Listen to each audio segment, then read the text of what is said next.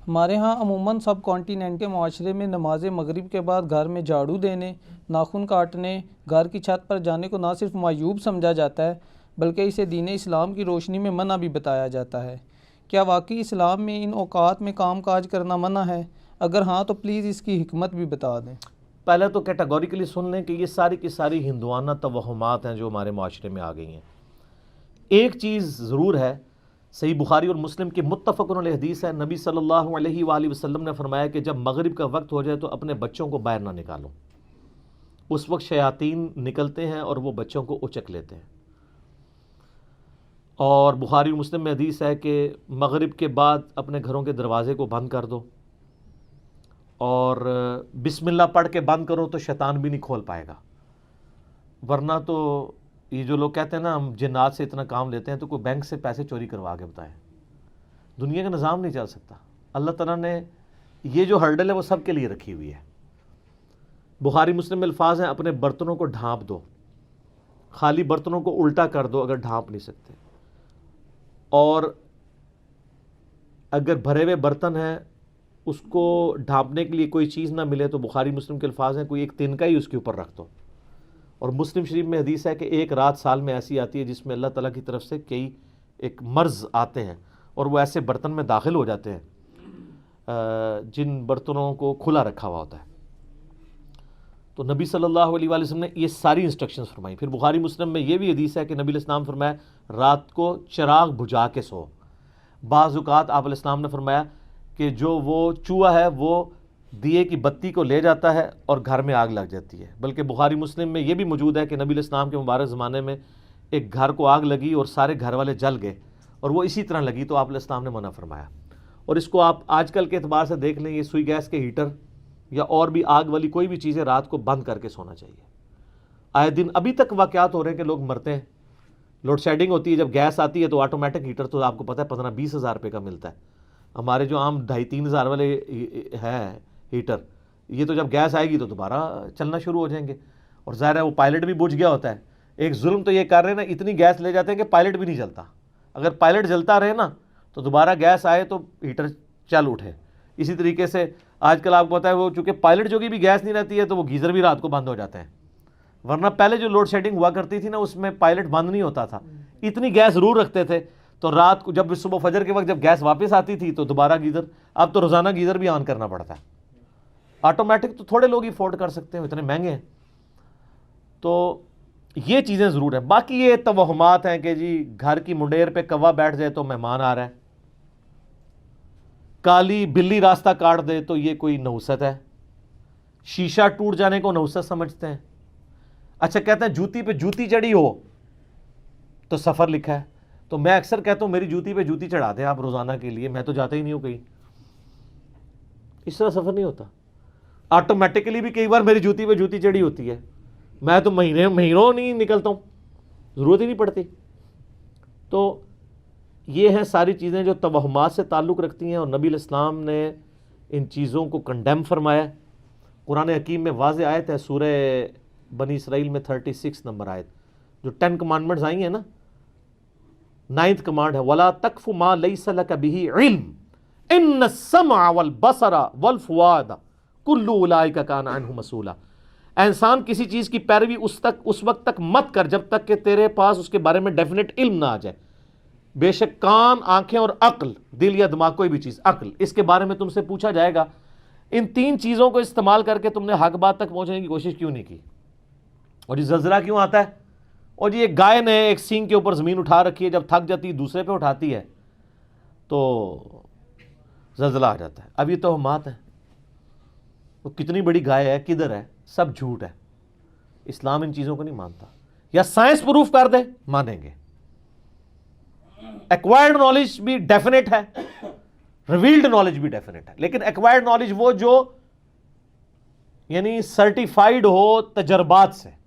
مثلا یہ چیز بالکل اسٹیبلش ہے کہ پیٹرول سے آگ بھڑکتی ہے، کبھی ایسا نہیں ہوا کہ آگ کے اوپر پیٹرول پھینکا جائے تو پانی کی طرح اس کو بجھا دے، تو یہ بالکل definite physical phenomena of nature ہے۔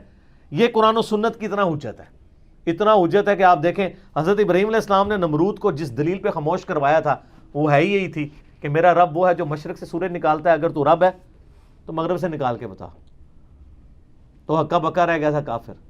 اب یہ سائنٹیفک ایک فینومینا تھا جو حضرت ابراہیم علیہ السلام نے سامنے پیش کیا. اللہ تعالیٰ کے جو یہ فزیکل فینومینا ہیں اتنے محکم ہیں کہ کبھی کبھار ہی ٹوٹتے ہیں. آگ ایک ہی دفعہ ٹھنڈی ہوئی ہے ابراہیم علیہ السلام کے لیے، روز روز تو نہیں ہوتی. کعبے کو بھی اللہ تعالیٰ نے ابرا کے لشکر سے ایک ہی دفعہ بچایا ہے. اس کے بعد تو یزید کے دور میں خانہ کعبہ کے اوپر چڑھائی ہوئی ہے اور غلاف کعبہ کا کچھ حصہ جل گیا.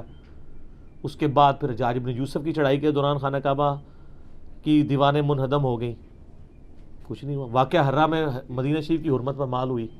دنیا بقدر ایفرٹ ہے. آپ لاکھ کہتے ہیں بزرگوں نے دنیا کا نظام سنبھالا ہوا ہے، کوئی فرق نہیں پڑتا. یہ چیزیں بقدر ایفرٹ چل رہی ہوتی ہیں. باقی یہ جتنے توہمات ہیں کہ شام کے وقت جناب وہ آپ جھاڑو نہیں دے سکتے، بھئی کیوں نہیں دے سکتے؟ کامن ہے. ناخن نہیں کاٹ سکتے. اور میں نے تو گھروں میں لڑائیاں ہوتی دیکھی ہیں اس بات کے اوپر. خاوند بیویوں کو ڈانٹ رہے ہیں، مائیں بچوں کو ڈانٹ رہی ہیں رات کے وقت کو ناخن کاٹ لے، اور ان سے یہ پوچھیں کہاں لکھا ہوا ہے تو نہ ان کو پتا نہ ان کو بتانے والوں کو پتا. سارے سنا کے سنی ٹنی پڑھا کے سنی بنو. اسلام میں کوئی ایسی چیز نہیں ہے کہ آپ اس کی بنیاد کے اوپر لوگوں کو مصیبت میں ڈال دیں.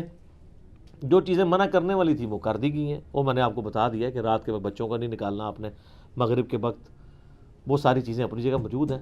اچھا ہوتی کوئی یعنی 10 چیز موجود ہے، اس کے ساتھ صفر لگا کے اس کو 100 کر دیتے ہیں، کوئی اور صفر لگا کے 1000 کر دیتا ہے. اس طریقے سے بڑھاتے چلے جاتے ہیں، غلوف کرتے جاتے ہیں.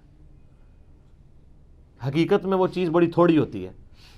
اس طریقے سے دین میں خود ایگزیجریشن کرنا، لڑائی جھگڑے کرنا. بھائی صفائی تو نصف ایمان ہے. صحیح مسلم میں 534 نمبر حدیث ہے، صفائی نصف ایمان ہے. وہ صفائی کے لیے کوئی ٹائمنگ نہیں بتائے گی، جس وقت مرضی آپ کریں صفائی. اچھا جن چیزوں میں ٹائمنگ بتائی تھی اس میں کوئی فالو نہیں کرتا. سورہ نور اٹھا کے دیکھیں، اللہ تعالیٰ نے 3 اوقات میں کسی کے گھر جانے سے منع فرمایا. ارلی ان دا مارننگ، دوپہر کے وقت اور رات کے وقت. تو مجھے تو بڑا غصہ آتا ہے ایسے لوگوں پہ جو عشاء کے بعد جو ہے وہ مہمان بن کے تو منہ اٹھا کے آ جاتے ہیں. تو میں تو بالکل اسٹریٹ فارورڈ ہوں. میں دروازے پہ آ کہتا ہوں نہیں میرا ٹائم نہیں جی، انشاءاللہ پھر ملیں گے. اس کو لوگ بد اخلاقی سمجھتے ہیں، حالانکہ یہ عین اخلاق ہے، یہ میرا حق ہے. مس بیل نے بار بار دینا ایک بہت ہے. مجھے ضرورت ہوگی میں دوبارہ کال کر لوں گا، اگر نہیں کرنی 50 کے بعد بھی نہیں کروں گا. آپ کو کسی نے حق نہیں دیا کہ آپ میری زندگی میں انٹرفیئر کریں. بخاری مسلم میں حدیث ہے، نبی علیہ السلام فرمایا اگر کوئی کسی کے گھر میں جھانک رہے نا اور وہ آگے سے نیزہ مار کے اس کی آنکھ بھی نکال دینا، اس پہ کوئی قدغن نہیں ہے.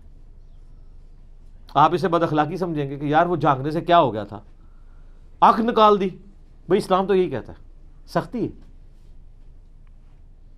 خود نبی علیہ السلام نے ایک صحابی کو یہ کہہ دیا تھا کہ اگر میں جان رہا ہوتا تو میں تیرے ساتھ کر دیتا. حتیٰ کہ بخاری مسلم میں یہ بھی حدیث ہے کہ دروازہ کھٹکھٹاؤ، دستک دو، جواب آ جائے تو ٹھیک 3 دفعہ، ورنہ واپس چلے جاؤ، اس بات کا برا بھی نہ مانو. یہ کیوں ہے؟ کوئی اگلے کی مرضی نہیں ہے، نہیں ملنا چاہتا آپ سے، کیوں آپ اس کو مجبور کر رہے ہیں؟ تو یہ سب کی سب چیزیں ہمارے معاشرے میں توہمات چل رہی ہیں. انہی میں سے یہ بھی ہے. اسلام یا ایکوائرڈ نالج کو مانتا ہے یا ریویلڈ نالج کو. سر پھر گورے کو اسلام ہے نا. گورے کو آپ کہہ دینا کالی بلی آگے سے راستہ کاٹ دے تو نحوست ہے، وہ مانے گا؟ ایمانداری سے مجھے بتائیں. نان سینس، کیا بات کر رہے ہو؟ نہیں مانے گا. آپ کے اعتقادات جو ہیں وہ گوروں سے بھی گئے گزرے ہیں. اور کر کے دیکھ لیں آپ، یہ جو آسٹریلیا کی ٹیم آپ کے ساتھ کر رہی ہے، ان کے آگے کہ کالی بلی پھینکے پھر تو انہوں 3 سینچری مارے گا وارنا. کچھ بھی نہیں ہونا. دنیا بقدر ایفرٹ ہے، اس طرح سے کچھ بھی نہیں ہونا. ساری کی ساری چیزیں توہمات ہیں. ٹھیک ہو گیا؟